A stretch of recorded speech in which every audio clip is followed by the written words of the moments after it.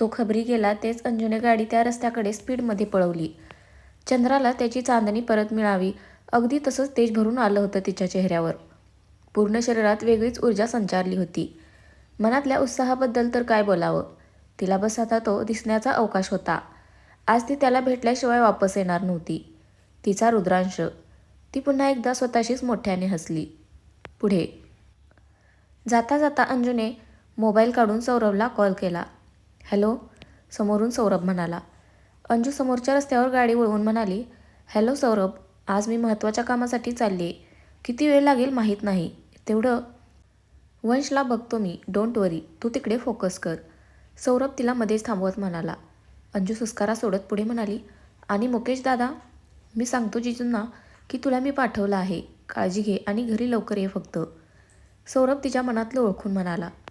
Thank you Saurabh, भेटू, bye. Anju समाधानाने हसून म्हणाली. बाय. सौरभने कॉल कट केला. अंजूच्या आवाजातला उत्साह बघून त्याला थोडासा संशय आला होता.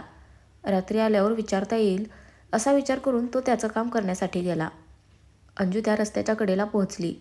ती उतरणार तेच तिचं लक्ष अंगावरच्या वर्दीकडे गेलं. वर्दीवर बाहेर जाऊन उपयोग नव्हता. तिने वर आकाशाकडे नजर टाकली. आभाळ तर भरून आलेले दिसत होतं.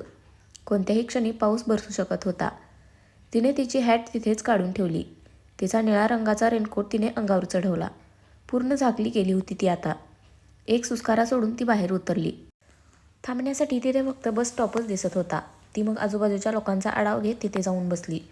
अंजूची तांबूस नजर घारेसारखी काळजीपूर्वक सर्वत्र भिरभिरत होती आता. साधा कानाकोपराही सुटत नव्हता तिच्या तीक्ष्ण नजरेतून. सोबत डोक्यामध्ये विचारचक्रही सुरू झालं होतं. रुद्रांश जर इथेच होता तर घरी का आला नव्हता? घरी नाही तर डिपार्टमेंटमध्येही कुणालाच का भेटला नव्हता? एवढं काय मोठे घडले होते की तो घरी त्याच्या माणसांकडे तिच्याकडे परत आला नव्हता? तिच्यावर जीवापाड प्रेम करत होता, तरीही तिच्याशिवाय कसा राहू शकला होता तो इतकी वर्ष? ती तर किती झुरली होती त्याच्यासाठी. मग रुद्रांश नव्हता झुरला का? त्याला नव्हती का आली तिची आठवण? तिच्यापासून लांब राहण्याचा साधा विचारही न करवणारा तो खरंच कसा काय लांब राहिला होता? तिच्या मनात थैमान घालणाऱ्या अशा कितीतरी प्रश्नांची उत्तरे हवी होती तिला आज. खरं तर मनात खूप क्रोध साठला होता. इतका की समोर आल्यानंतर त्याच्या तोंडात 4-5 ठेवून देऊन त्याची कान उघडणीही केली असती. पण त्याच्यावर असणारे प्रेम त्याच्यासोबत काहीतरी चुकीचं घडलं असल्याची चाहूल देत होतं. कदाचित तो स्वतःहून गेलाही नसेल. त्यामुळे त्याची बाजू आधी समजून घेणं गरजेचं भासत होतं. एक प्रहर गेला. वरून शांत दिसत असली तरी आत खूप अस्थिरता माजली होती तिच्या. गोऱ्या पण नाजूक चेहऱ्यावर अधीरता ओसंडून वाहत होती. रुद्रांशला भेटण्याची मनातली भूक एवढी तीव्र होती की पोटाला पडलेली आगही जाणवत नव्हती तिला. तिने मोबाईल काढून चेक केला. सौरभचे व्हिडिओ मिस कॉल्स पडले होते 2. विचारांच्या नादात ते लक्षातही आलं नव्हतं. तिने त्याला यायला लेट होईल असा मेसेज करून मोबाईल खिशात टाकून दिला. काहीही झालं तरी रुद्रांशला भेटल्याशिवाय ती जाणार नव्हती. न जाणू तिला पुन्हा अशी संधी भेटेल, त्यामुळे कोणताही हलगर्जीपणा करून चालणार नव्हतं. आजची रात्र जरी या बस स्टॉपवर काढावी लागली तरी ती माघार घेणार नव्हती. दुपार सरली तसा ढगांचा गडगडाट होऊ लागला. सुसाट वाहणाऱ्या वाऱ्यानेही चांगला जोर पकडला होता. पुढच्या काही मिनिटातच तिथे धो-धो पावसाच्या सरी कोसळू लागल्या. खूप दिवसांनी भर हिवाळ्यात असा वादळी पाऊस बघायला भेटत होता नागरिकांना. खिडकीमधून चहा व गरमागरम भजींचा आस्वाद घेणाऱ्यांची जशी कमी नव्हती, तशीच एवढ्या पावसात ही रस्त्यावर दुतर्फा वाहनांची ये-जाही बंद नव्हती. जीवावर उदार झाल्यासारखे धावपळ करत होते सगळेजण. अंजूची तांबूस नजर घारीसारखी काळजीपूर्वक सर्वत्र भिरभिरत होती. साधा कानाकोपराही सुटत नव्हता तिच्या तीक्ष्ण नजरेतून. बरसणाऱ्या पावसात धुसर दिसत असलेल्या गर्दीतही एकूण एक माणूस चेक करत होती. आता संध्याकाळ झाली. बसून बसून पाय दुखायला लागले होते. भूक ही जाणवली नव्हती तिला, कारण मनातली भेटण्याची आस लागलेली भूक पोटातल्या भुकेपेक्षा कितीतरी पटींनी अधिक होती. सगळीकडे कामे उरकण्याची व आपापली दुकाने वगैरे बंद करून घरी परतण्याची घाई गडबड जाणवत होती. एवढ्या पावसात ही रस्त्यावर दुतर्फा वाहनांची ये-जा बंद नव्हती. जीवावर उदार झाल्यासारखे धावपळ करत होते सगळेजण. अचानक अंजूच्या कानावर हृदय हेलावणारी किंकाळी पडली. अगदी जवळूनच आवाज आला होता. तिने व्याकुळ होऊन पटकन आवाजाच्या दिशेने धाव घेतली. रस्त्यावर एक महिला ॲक्सिडेंट झालेल्या माणसाजवळ ढसाढसा रडत बसली होती. कपड्यांवरून ती कामगारच वाटत होते. त्याला छातीशी कवटाळून मदतीसाठी साथ घालत होती ती. एकमेकांना हुलकावणी देत पुढे जाणाऱ्यांची कमी नव्हती. त्यामुळे अशा गजबजलेल्या वातावरणात असं काही होणार नाही असा विचार करणं चुकीचं होतं. त्या महिलेच्या रडण्यावरून खाली रक्ताच्या थारोळात पडलेला तिचा नवरा होता हे कळून गेलं अंजूला. त्या दोघांना तसं पाहून काळीच थरथरलं तिचं. आजपर्यंत अशी कितीतरी स्वप्ने पडल्याने रात्रीची खाबरीगुबरी होऊन उठली होती ती. नुसत्या विचारानेच तिची हादरल्यासारखी अवस्था होत होती. त्यामुळे त्या महिलेची पीडा समजू शकत होती ती. अंजूने पटकन तिथूनच जाणारी एक रिक्षा थांबवली. त्या महिलेला आत बसवलं. एका माणसाच्या मदतीने तिने तिच्या नवऱ्याला आधार देत आत त्या महिलेच्या मांडीवर डोकं टेकून झोपवलं आणि त्यांना हॉस्पिटलमध्ये पाठवून दिलं. सोबत तिच्या खिशातलं पाकिट काढून त्यातले होते तेवढे पैसे काढले व त्या बाईच्या हातात ती नको म्हणत असतानाही जबरदस्तीच घुसवले होते. न जाणो गरज लागली तर कमी पडू नये म्हणून मनोमन त्या माणसासाठी प्रार्थनाही केली तिने. अंजूने तिला मदत केलेल्या माणसाचे आभार मानले. तिथेच बघ्याची भूमिका घेऊन उभ्या असणाऱ्यांवर एक जळजळीत कटाक्ष टाकला तिने. साधं पुढे येऊन मदत करू का म्हणून विचारताही आलं नव्हतं यांना. बाकीच्यांना तर घेणं देणंच पडलं नव्हतं. सगळे आपापल्या छत्र्या आणि रेनकोट सावरत थटकले तिथून. अंजू बस स्टॉपवर येऊन बसली. मन चांगलंच कासावीस झालं होतं आता तिचं.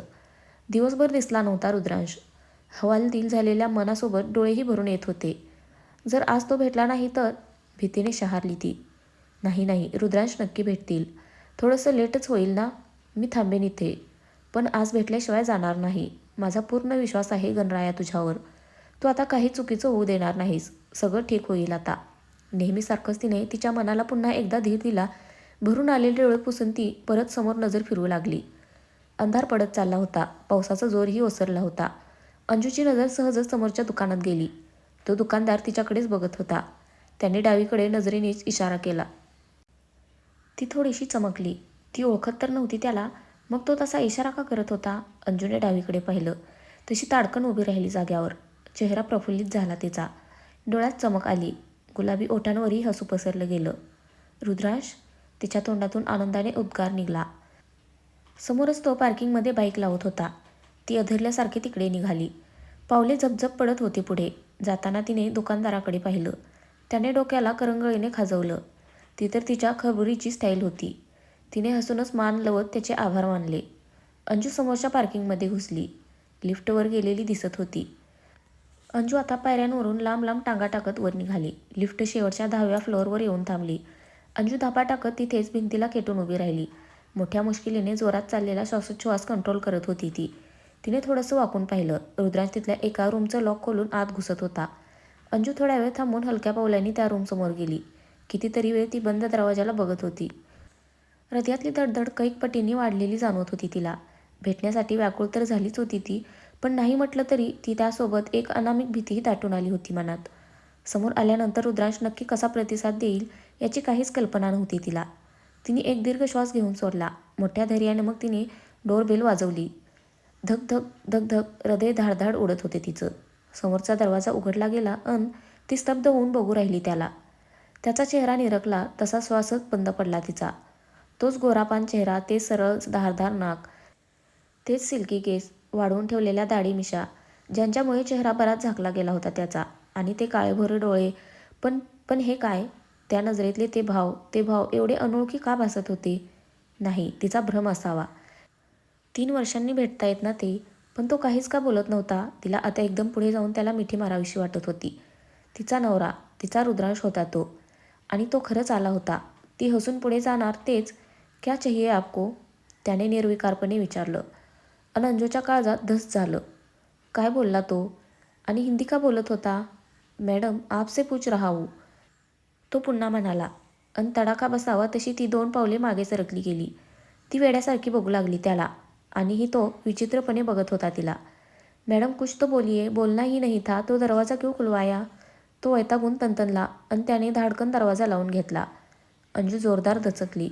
तिने थोडंसं गडबडून आजूबाजूला बघितलं. जे घडलं ते खरंच घडलं होतं की तिचं स्वप्न होतं? कदाचित स्वप्नच असावं. ती पुन्हा डोरबेल वाजवणार तेच थांबली. तिचं विचारचक्र पुन्हा सुरू झालं. रुद्रांशने समोर येऊनही तिला ओळखलं नाही म्हणजे एकतर तो नाटक करत असावा, नाहीतर भीतीने अंगावर काटा आला तिच्या. कदाचित तो रुद्रांश नसावा किंवा त्याचा मेमरी लॉस. तिला थोडंसं गरगरल्यासारखं झालं. ती तशीच भिंतीला टेकली. नाही, हे रुद्रांशच आहेत. मी त्यांचे डोळे ओळखणार नाही असं कसं होईल? ते नक्कीच नाटक करत असणार. पुन्हा एकदा ट्राय करून बघते. अंजूनी धडधडत्या छातीने पुन्हा डोरबेल वाजवली. आवंडा गिळतच ती समोर बघू लागली. दरवाजा उघडून तो बाहेर आला. अरे मैडम, फिर से आप ही हो? क्या चाहिए आपको? यावेळेस त्यांनी शांतपणे विचारलं. अंजू बोलायला गेली, पण आवाजच गेल्यासारखा जाणवला तिला. तिने घशाला हात लावला. ती बोलत नाही हे बघून तोही वैतागला. कुछ काम है तो बोलिए वरना चलते बनिये. पता नहीं कहाँ कहाँ से आ जाते हैं. तो चिडचिड करत म्हणाला आणि पुन्हा एकदा तिच्या तोंडावर धापकन दरवाजा लावून घेतला. अंजू डोळे विस्फारून बघत राहिली समोर. अचानक कुणीतरी छातीत सपकन सोरा खुपसावा अशी तीव्र कळ निघाली छातीत तिच्या. पण तिला अजून ही आशा होती.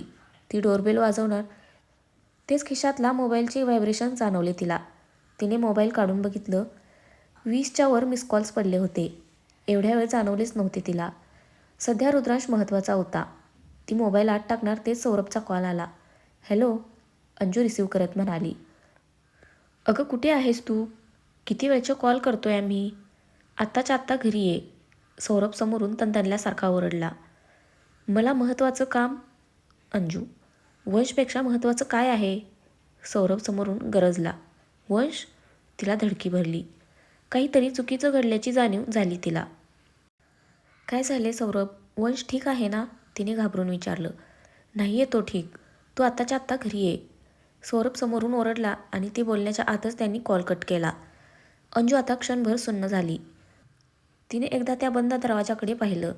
रुद्रांसोबत बोलल्याशिवाय जायचं. पण वंश नाही. ती पळतच लिफ्टकडे धावली. रुद्रांशला उद्याही भेटता आलं असतं, पण तिच्या काळजाचा तुकडा. तिला आता घाम फुटू लागला. लिफ्ट खाली आली तशी ती धावतच गाडीकडे निघाली. गाडी सुरू करून तिने घराकडे वळवली. जाता जाता तिने तिच्या खबऱ्याला कॉल करून रुद्रांशवर नजर ठेवायला सांगितलं.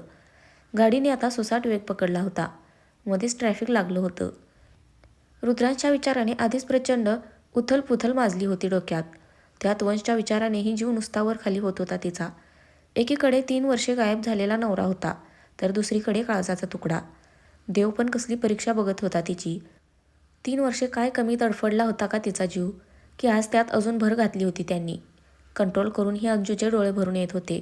डोक्यात कल्लोळ माजला होता. थरथरणारे हात कसेबसे स्टेअरिंगवर घट्ट पकडून ती गाडी चालवत होती.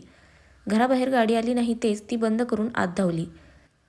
वंश, अंजूने आत आल्या आला आवाज दिला. समोरच सोफ्यावर दिनेशराव बसले होते. ती बोलणार तेच ते उठत म्हणाले, वर आहे. ती तशीच वर पळाली. अंगातला रेनकोट पायातले बूट काढायचीही सूद नव्हती तिला. तिने रूममध्ये येऊन पाहिलं तर अहिल्याबाई झोपलेल्या वंशला कुरवाळत होत्या. त्याच्या डोक्यावर बँडेज पाहिलं तसं तिचं काळीज हेलावलं. वंश, काय झालं आई? तिने बेडवर बसत विचारलं. ती वंशला हात लावणार तेच अहिल्याबाईंनी तिचा हात धरला. त्यांनी तिच्याकडे पाहिलं. त्यांच्या नजरेतला रोष बघून ती चरकली. तिची नजर खाली झुकली. ती वंशच्या डोक्यावर दुसरा हात ठेवणार तेच मागून आलेला सौरभ ओरडला. हात नको लावूस त्याला. अंजूने दचकून पाहिलं त्याच्याकडे. भयंकर चिडलेला दिसत होता तो. सौरभ, त्याच्या मागून आलेल्या दिनेशरावांनी त्याला आवाज दिला. आवाजात जरबही होती. बाबा, तुम्ही आज प्लीज काही बोलू नका. तुम्ही स्वतःच पाहिलं ना काय झालं ते. हा इकडे रडून रडून आई आई करत होता आणि त्याची आई, तिला तर त्याची काही पडलेलीच नव्हती. असं काही एवढं महत्त्वाचं काम करत होती की साधा कॉलही नाही रिसीव्ह करता आला तिला. सौरभ कपाळावर आठ्या पाडून भरभर ओरडला. अंजू थक्क होऊन पाहत होती त्याला. 3 वर्षात आज पहिल्यांदाच तो तिच्यावर असा चिडला होता. दिनेशराव बोलणार तेच अहिल्याबाई म्हणाला, काही चुकीचं बोलत नाहीये तो. आजवर आपण हिला प्रत्येक गोष्टीत साथ देत आलो आहोत. आणि फक्त आपणच नाही तर हा लहान जीवसुद्धा. ज्यावेळेस त्याला त्याची आई हवी होती त्यावेळी ती ट्रेनिंगमध्ये बिझी होती. दिवसभर त्याला साधी आईची कूसही नशीब होत नव्हती. तरी ते लहान लेकरू न रडता दिवस काढत होतं. बरं, आता तरी सगळं ठीक होईल अशी आशा होती. पण परत आजही तसंच. आज साधा कॉल उचलायलाही वेळ नव्हता हिच्याकडे. अहिल्याबाईंचाही राग अनावर झालेला दिसत होता आज. नक्की झाले काय मला सांगाल का? अंजू मध्येच म्हणाली. डोळेही भरून आले होते तिचे. हात अक्षरशः थरथरत होते. त्याचं ते परखड बोलणंही सहन होत नव्हतं तिला. कारण आजवर असं घडलंच नव्हतं कधी. आज संध्याकाळपासून तुझ्या नावाने रडत होता तो. नुसता व्हिडिओ कॉल जरी केला असतास तरी थांबला असता. पण नाही, तुला वेळच नव्हता त्यासाठी. रडून रडून तापाने फणफणला तो. मध्येच तुला भेटायचं म्हणून खाली पळत सुटला. सौरभने बोलता बोलता एक दीर्घ श्वास घेतला आणि म्हणाला, त्याला आज फक्त तूच हवी होतीस. एकदा कॉल रिसीव्ह केला असतास तर काय झालं असतं? नक्की करत काय होतीस तू? तुला का कळत नाही की तुझ्या ड्युटीच्या नावाखाली तू त्या 2 वर्षाच्या निरागस जीवावर अन्याय करत आहेस? वडील तर दुरावलेच आहेत, पण निदान आईचं तरी प्रेम नीट लाभू देत त्या निष्पाप जीवाला. कारण आम्ही कितीही प्रेम दिले तरी तुझी जागा कोणीच घेऊ शकत नाही त्याच्या आयुष्यात. सौरभ अक्षरशः कळवळून बोलत होता. आजवर या सगळ्यांच्या विरोधात जाऊन मी तुझी साथ दिली आहे, कारण मला माहिती आहे तुझा आटापिटा कशासाठी चालला आहे ते. पण आज मला खरंच तुझं वागणं पटलं नाही अंजू. अंजूचा कंठ दाटून आला होता. तिने वंशकडे अपराधी नजरेने पाहिलं. तिला धड सांगताही येत नव्हतं की ती त्याच्याच वडिलांना शोधायला बाहेर पडली होती. बाद झालं आता, चला तुम्ही दोघेही खाली, दिनेशराव करड्या सुरात म्हणाले. अहिल्याबाई बोलणार तेच त्यांनी त्यांच्यावर नजर रोखली. सौरभ लगेच बाहेर पडला. अहिल्याबाईंनी वंशला गोंजारून डोक्यावर ओठ टेकवले आणि अंजूकडे न बघताच त्या बाहेर गेल्या. दिनेशरावांनी अंजूच्या खांद्यावर हात ठेवला. तिने भरल्या डोळ्यांनी पाहिलं त्यांच्याकडे. जो गेला तो कधीच येईल माहीत नाही, पण त्याच्या नादात जो आहे त्याला दुरावू नकोस. जर या वयात तू त्याला नीट वेळ दिला नाहीस तर आयुष्यभर ती सल मनात राहील त्याच्या. बाकी माझी लेक समजूतदार आहेच. तुम्हाला कसं सांगू आता, तुमच्याच मुलासाठी बाहेर गेले होते मी बाबा. अंजूच्या अगदी ओठांवर आलं होतं हे, पण परिस्थितीने तिला असं अडकवलं होतं की ते सांगूही शकत नव्हती ती. तिने मान खाली घातली. दिनेशरावांनी धीर देण्यासाठी तिच्या डोक्यावर थोडंसं थोपटलं आणि ते बाहेर निघून गेले. अंजूने वंशकडे पाहिलं. इवलंसं गोरोपान तोंड खरंच सुकलं होतं त्याचं. लाल पडलेल्या दुधाळ मुलायम गालांवर अजूनही अश्रूचे सुकलेले ओघळ दिसत होते. हृदय तीळ तुटू लागलं आता तिचं. काय खोटं बोलले होते ते. वेळेच्या आधीच जन्माला आला होता वंश. सगळ्यांच्या जीवाला घोर लागला होता. पण वडिलांसारखाच लढवय्या निघाला हा. जिवंत राहण्याची शाश्वती नसतानाही श्वासांशी झुंज देऊन जगला. घरात नवचैतन्य, नवीन बहार आली त्याच्या छोट्या छोट्या पावलांनी. सगळ्यांचं हृदय जिथे रुद्रांसाठी रडत होतं, तिथेच याने आनंदाचे थोडे का होईना सुखकर्षण आणले होते घरात. आणि त्याच वेळेस ती एक्झामची फायनल तयारी करत होती. नंतरसुद्धा ट्रेनिंगमध्ये तिला स्पेशल टाईम काढून दिला जात होता बाळासाठी. पण कधी कधी दिवस बाहेर असायची ती. तरी तिचा हा बछडा दिवसभरात एकदाही रडत नव्हता.